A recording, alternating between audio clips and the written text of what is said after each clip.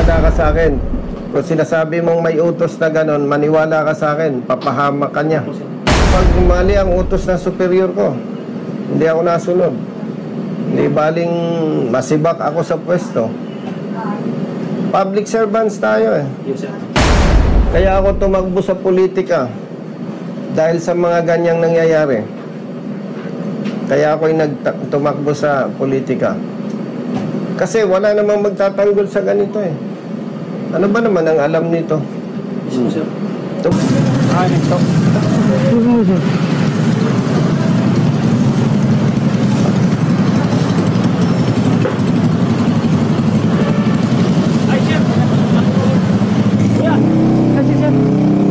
Ikaw ba?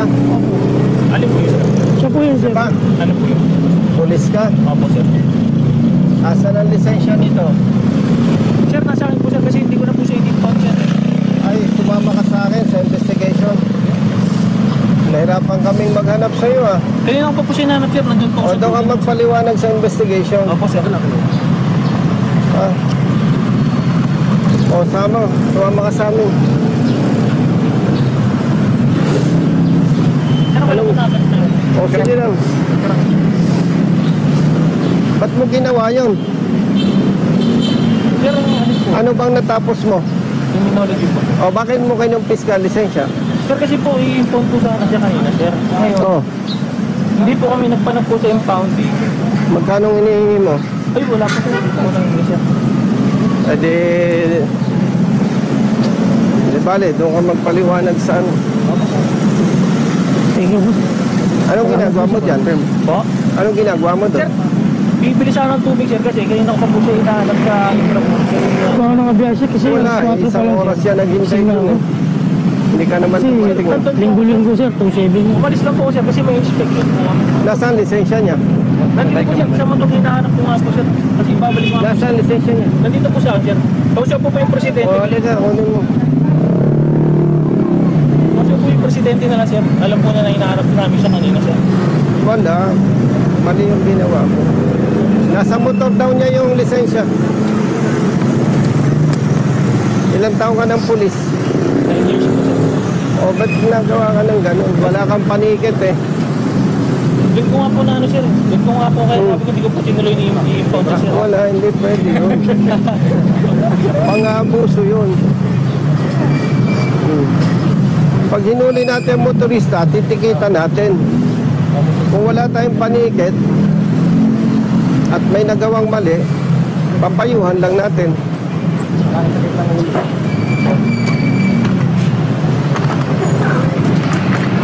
Ito po, sir.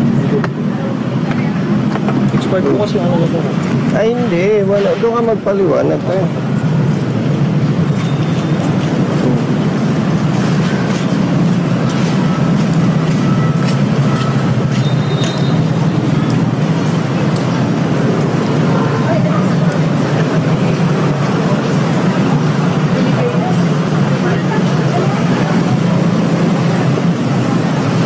Brother,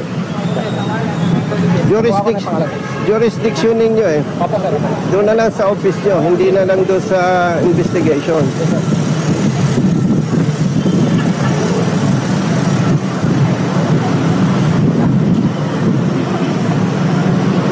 Nine years ka na.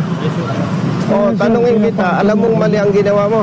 Opo, sir, kaya di ko po tinuloy na impound. Pagdating doon siya sa... Pero alam mo, mali ang ginawa mo. Yung magkumpiska ka ng lisensya, tapos hindi mo tikitan. Hinag ko lang po kasi, sir. Ito po kasi Hindi, confiscation yun eh. Wala mo, 20 pesos lang. Sir, pag mag-impound dito, sir, hinahanap din po kasi yung lisensya. Hindi. Alam nga naman, anong dala mo kanina? Motorsiklo? Opo, sir. O hindi ka tatakbuhan yan. Paano niya tatakbuhan ikaw? Hindi ko po magagawa ng O, pumunta yan sa impounding. Nagkakaso ka na ba? Hindi pa. Akauna-unahan mo itong kaso. Doon tayo sa IAS. Brother, saan ang office mo?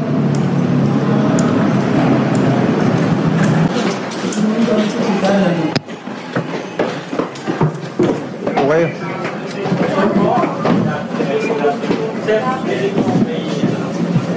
Ilang investigator dito? Ikaw lang? Dalawa, tatlo sir, kaso lang. Halika, brother. Grabe.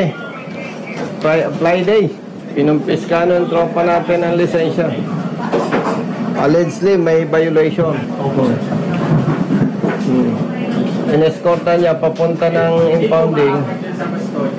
Pero hindi natin malaman kung ba't nagkagano na hindi sila nagpanagpo doon sa impounding. May panikad ka. Sir, as of now, sir, ilan ay gradual lang pong pagbigay ng panikit niya. Ang advice po kasi sa amin, sir, pag wala pang panikit, assistance to MTPB po, sir. Since, sir, yung MTPB, sabi, ang impounding na lang ang maninikit dyan. Mali Kaya yun. yung po ano po namin, sir.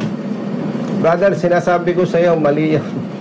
Hindi po pwede yun. Opo, sir, alam po mali, pero yung po... Hindi hamak na mas may pera ka kaysa kanya. Mas mahirap yung hanap buhay niya. Tapos Opo, ganyan. sir, kaya po hindi- Kasi kung may violation, ticket, wala kang panikit, ang kaya mo lang gawin, advice. Tapos kinumpis ka mong lisensya o RCR yan. Opo, sir. O, imagine. Maituturing na abuse of authority yan eh. Walang paliwanag yan, brother. Mali yung ginawa mo. Nung makita mo siya, may pasahero siya, wala. Meron po, sir. O, yun. May pasahero, ipapa-impound mo. Wala kang panikit. Actually, sir, yun po kasi yung protocol na, sir. Ay, kung sino man ang nag-utos niyan, sinasabi mo, mali yun. O, pag nag-submit ka ng affidavit, i-mention mo kung sino nag-utos sa'yo. At isasama na natin sa kaso. Kasi, mayroon tayong tinatawag, kapatid, na lawful and unlawful order. Criminologist ka. Yes, sir. Alam mo yung tama at mali. Pag mali ang utos, huwag tayo sumunod. Yes, sir. Ay, public service tayo eh. Public servants eh. Dapat tama ang ginagawa natin eh. Ay, biroy mo, maliit na naghahanap buhay. Ilan ang anak mo? 4 po, sir. 4 anak mo, ikaw? Tatlo po, sir. Oo. Ako, sa Pwede mo naman payuhan lang.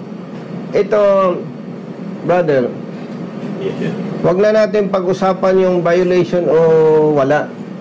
Ipagpalagay na, brother, may violation. Pagpalagay na. Hindi mo pa rin pwedeng gawin yun. Kung kumpiskan mo lisensya, escortan mo papunta sa impounding or ida-direct mo papunta sa impounding.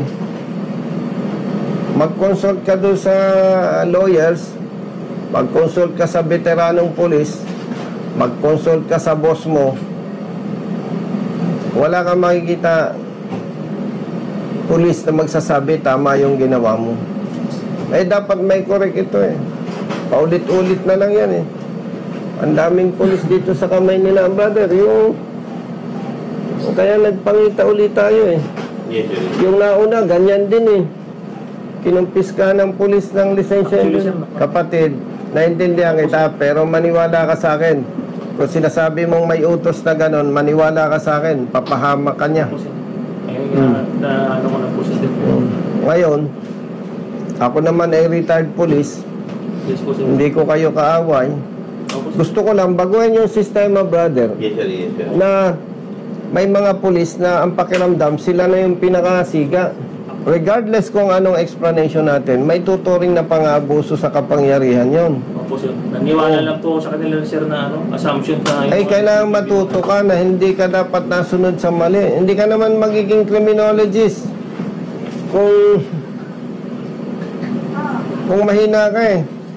Ako, dati rin akong pulis eh. Yes, sir. Maniwala ka sa akin, siguro hindi acceptable yung sasabihin ko sa'yo. Pero pag mali ang utos ng superior ko, hindi ako nasunod. Hindi baling masibak ako sa pwesto. Public servants tayo eh. Yes, sir. Kapatid, honestly, God knows. Kaya ako tumakbo sa politika dahil sa mga ganyang nangyayari. Kaya ako'y tumakbo sa politika. Kasi wala namang magtatanggol sa ganito eh. Ano ba naman ang alam nito? Yes, po, sir.